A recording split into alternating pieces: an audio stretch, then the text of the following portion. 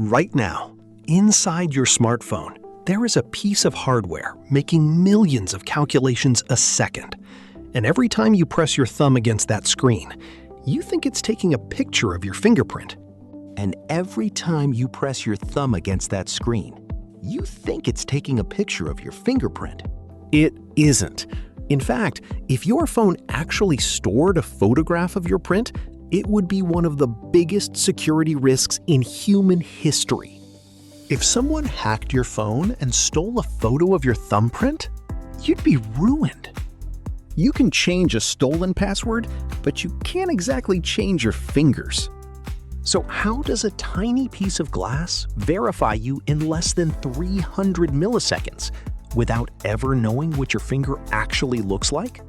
Today, we're ripping open the 3 major types of scanners hidden under your screen: optical, capacitive, and ultrasonic, and uncovering the mathematical trick that keeps your identity locked down.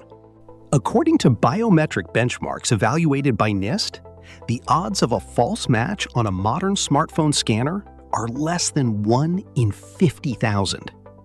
But the way it reaches those odds without a single photo is pure genius. How did early smartphone scanners turn light into lockboxes?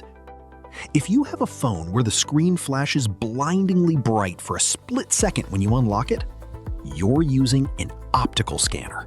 Beneath the OLED display sits a tiny digital camera sensor. When your finger touches the glass, the screen floods the area with light. The light bounces off the raised ridges of your skin, but gets absorbed by the dark valleys between them. The sensor captures this contrast of light and shadow. If your optical scanner fails when your hands are super dry, moisten your tip slightly. Optical sensors rely purely on visual contrast, and dry skin flattens the contrast between ridge and valley. What if we ditch the light completely and use raw electricity? That side-mounted power button scanner or home button sensor uses capacitive technology. Instead of camera pixels, it uses thousands of miniature electrical capacitors, because your skin conducts electricity, while air does not. The ridges touching the plate change the electrical charge stored in those capacitors. The valleys, filled with air, leave the charge untouched. It builds a tiny, subdermal electrical map of your finger instantly.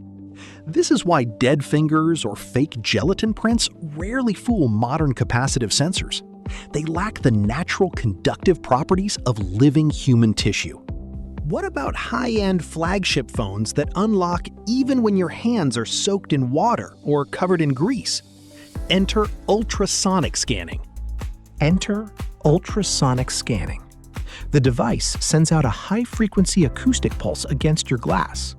The sound waves bounce back differently depending on whether they hit a ridge, a valley, or a pore.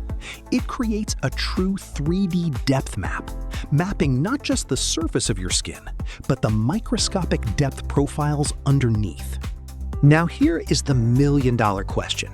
How does your phone check this map without saving an actual image? It uses point analysis, called Minutiae Extraction. The scanner ignores 90% of your print. It only looks for specific coordinate points. Bifurcations, where a single ridge splits into 2. Ridge endings, where a line dead ends. Dots, tiny isolated ridge dots. The algorithm converts the distances and angles between these points into a unique mathematical string, a hash code. When you try to unlock your phone, it calculates the new hash code and compares it mathematically to the stored code inside a hardware-isolated chip called the Secure Enclave. No picture is ever saved. So if your fingerprint is turned into an encrypted math problem, your phone is completely unhackable, right? Well, not quite. Researchers at Cisco Talos proved that using 3D printed molds and inexpensive fabric glue, they could bypass optical and capacitive scanners with an 80% success rate. Why? Because human biometrics have one massive inherent flaw. You leave your password on everything you touch. Every coffee mug, door handle, and steering wheel you touch is covered in latent prints. And here is the dark legal twist. In many jurisdictions, law enforcement cannot legally compel you to hand over a memorized passcode due to Fifth Amendment self-incrimination protections. But a biometric scan? Courts have repeatedly ruled that police can physically compel you to press your thumb onto a sensor. Your most convenient security tool is also your weakest legal shield. If you want to secure your phone when traveling or in high-risk situations, remember this single step. On iPhone, rapidly press the side button 5 times. On Android, hold the power button and tap lockdown mode. This instantly disables biometric authentication across the board. Forcing a hard passcode input before your fingerprint will ever work again. Now that you know how sound and light map your thumb in 3D, you need to see what happens when thousands of invisible infrared lasers paint your face every single time you look at your screen.